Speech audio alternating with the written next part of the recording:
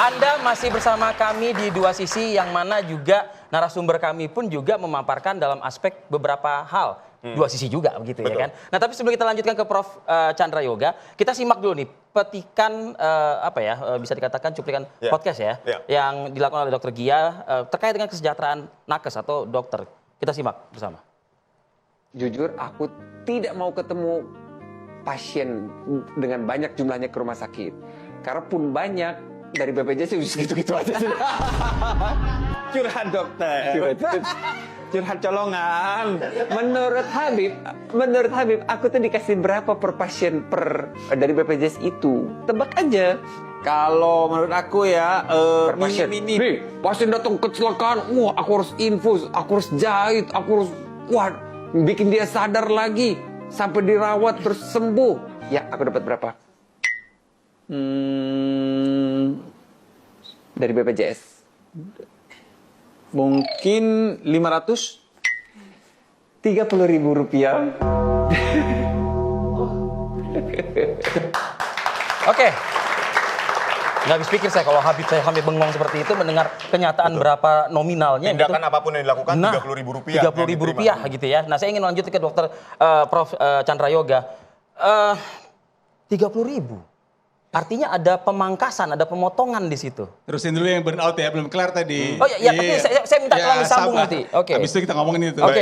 Ya, yang burnout tadi kan kalau datanya Amerika 45%. Iya. Ini tapi saya coba cari, kita nggak punya data resmi Indonesia. Tapi data Asia 40-60%. Jadi kurang lebih sekitar situ. Jadi memang profesi dokter itu punya stres lah yang besar. Kan ada 3 stresnya. Nomor 1 kalau dia jaga malam kebanyakan dan sebagainya itu 1. Tapi nomor 2 kan dia menangani pasien secara langsung. Artinya ada ikatan emosional kalau nanti orang yang ini jadi sakitnya tambah berat itu kan ada itu ya kan punya hubungan sama dokter kan saya dengar. Silakan dilanjut dengan Prof. Chandra Yoga. Jadi ada hal seperti itu. Jadi itu juga membuat stres. Kemudian yang ketiga tentu saja kalau kerjanya berlebihan. Itu membuat burnout itu terjadi. Jadi memang burnout itu masalah. Cuma tiap orang kan beda-beda cara menghadapi burnout. Bisa dihadapi dengan lebih tenang, bisa dihadapi dengan orang-orang beda-beda cara senang atau takut juga stressing level beda-beda. Jadi harus diakui atau ada takutnya juga. Tentu saja ada yang takut, ada yang bisa macam-macam. Itu tentang burnout itu. Ya. Kemudian yang barusan karena sudah bicara ada kesejahteraan kita. Kesejahteraannya, saya tadi malam karena dikasih tahu kemarin saya coba cari data. Karena kalau cuma saya aja dimarahin lagi, oh ini bias gitu profesor yang ngomongan begitu ya. Penghasilan saya berapa itu cerita lain. Saya coba cari data. Jadi memang range-nya luas sekali. Ada range yang seperti itu benar. Saya kemarin terima pengumuman dari satu rumah sakit yang mencari dokter untuk kerja dari jam 2 sampai jam 9 dibayar Rp150.000. Kalau pasien ke 50 baru tambahan Rp2.000. Gitu ya. Itu ada. Bahwa ada dokter yang terima 1 juta per pasien itu juga ada. Juga, kita harus jujur dalam hal ini. Jadi range-nya besar sekali. Kenapa sebenarnya Prof? Kenapa bisa 150.000? Kenapa bisa ada yang 1 juta?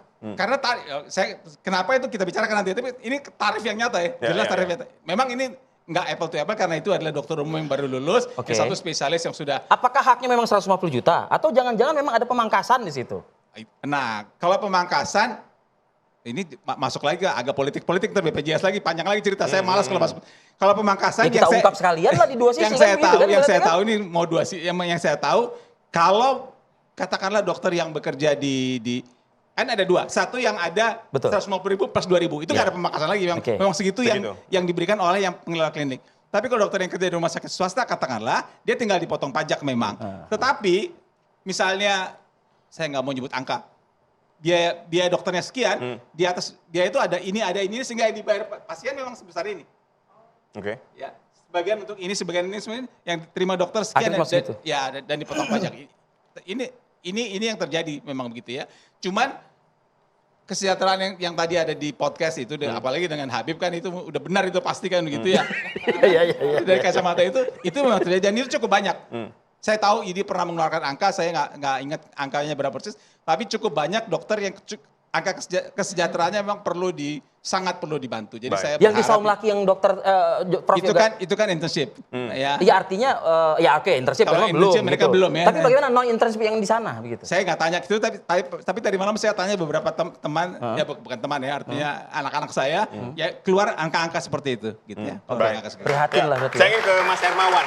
Ini tadi berkaitan dengan burnout, stresor yang begitu Oke. tinggi, kemudian juga kesejahteraan yang begitu minim. Nah ini ada apa yang salah? Apakah regulasi dari rumah sakit yang harus diperbaiki atau Anda punya pandangan lain? Baik, tadi saya berdasarkan juga testimoni Dokter Gia tadi ya. Gia pertama. Jadi gini, tata kelola rumah sakit itu cukup beragam dan perintilan. Ketika itu dikatakan langsung dibayarkan atau dapat dari BPJS, sebenarnya tidak sepenuhnya benar juga. Ya. Karena sebenarnya kontrak kerja dokter itu dengan rumah sakit, bukan dengan BPJS. Bahwa rumah sakit menghitung kalkulasi unit cost, nanti dialokasikan pada dokter untuk jasa medis dan lainnya, itu mekanisme internal rumah sakit. Betul. Maka tidak bisa disamakan satu rumah sakit dengan seluruh rumah sakit. Ya, Itu ya, beda, sehingga ya. itu juga tidak bisa berlaku umum. Baik. Dan dokter dalam kontraknya terutama ada dua nih. Kalau dokter spesialis, biasanya medical staff by laws-nya mengatur kontrak dominan jasa medisnya. Karena jarang sekali ada dokter spesialis itu yang betul-betul pegawai tetap utuh Ya. di satu rumah sakit. Kecuali dokter umum. Dokter umum itu di IGD 24 jam kan di IGD itu. Maka shift berlaku. Ya. Aplusan berlaku bahasa umum kita. Dan kategori dokter umum itu ada 3. Ada dokter umum tetap, dia memang dibayar gaji oleh rumah sakit. Ada dokter kontrak atau PKWT dan sejenisnya, dia ditambah insentif dari jasa medis. Tapi belum tentu kita bisa langsung kaitkan dengan BPJS, karena nanti juga rumah sakit akan menghitung sumber-sumber lain di samping yang didapat dari BPJS atau atas JKN. Yang ketiga ada yang sifatnya konsul atau part-time. Nah ini semua menunjukkan bahwa cara mengatur pricing dan remunerasi itu berbeda sebenarnya. Ya, karena juga dokternya berbeda. Yang sebenarnya menjadi wilayah diskusi kita ini kan dokter umum nih. Betul nggak? Dokter Ya, ya. internship juga salah satunya. Internship Iya, karena itu belum juga belum intinya dokter umum. Dan biasanya yang 24 jam dan itu udah pasti di IGD. Ya. Mereka shift. Logikanya ini satu rumah sakit yang sederhana, paling tidak untuk rumah sakit paling sederhana, kelas D, anggaplah begitu dengan 50 tempat tidur. Itu minimal 4 dokter umum tuh sekali shift. Satu sekali shift tuh biasanya 8 jam, pagi ke sore, sore ke malam, malam ke pagi. Tetapi dibutuhkan 3 ini tidak hanya 3, 4. Sehingga burnout tadi tercegah. Karena satu istirahat besoknya diputar ada selang-seling. Oke, Tidak jadi turut-turut. shiftingnya berjalan. Shiftingnya berjalan. Kalau ini diatur baik oleh rumah sakit, maka tidak ada kejadian burnout dan lain-lain itu. Artinya rumah sakit selama ini tidak mengatur lah Nah, begitu. PR-nya di situ, bagaimana tata kelola. Renumerasi berkaitan juga dengan tata kelola rumah sakit. Bayangkan tadi yang saya misalkan kelas D. Kalau rumah sakit kelas C, D, B, A, minimal misalnya 6 tempat tidur dalam ruang IGD. Bisa dikali 12, bisa dikali 2 jadi 12, bisa jadi 24, berkali-kali lipat. Semakin besar rumah sakit, semakin banyak dokter. Baik, sebentar. Yang ingin saya dibutuhkan. tanyakan gini, ketika tadi kita berbicara soal dokter yang memang sudah menjadi dokter tetap di sebuah Iya. rumah sakit. Nah ini kalau dokter internship berarti nasibnya lebih parah dari itu. Nah ini yang apa regulasi yang harus Iya. diperlihatkan, Di sini peran disampaikan? pemerintah, karena internship ini mekanisme kebijakan yang terpusat. Ya. Saya harus sampaikan begini, RSUD dan hampir semua testimoni ini di rumah sakit umum daerah. Ya. Itu ada wilayah otonomi daerah, rumah sakit itu dimiliki oleh pemerintah daerah. Bupati, wali kota, gubernur itu bosnya. Maka standar renumerasi UM kabupaten itu berpengaruh semuanya. Tahu nggak, di Jakarta kita UM provinsi berapa? 5 juta lebih, hampir 6 juta. Ya. Di daerah itu ada yang 2.500.000 dan dokter kena yang 2.500.000 itu. Oke. Nah ini bagaimana hidup? Oke. Baik. Dan itu semua artinya Oke. local specific need, local specific approach. Kira-kira Oke, begitu. sebagai wakil rakyat ini Pak, sudah tergaung nggak di dewan sana begitu loh, Bu Irma? Kita sudah menyampaikan. Kita selamatkan nih kesejahteraan para dokter ini. Oh begitu. iya harus, wajib.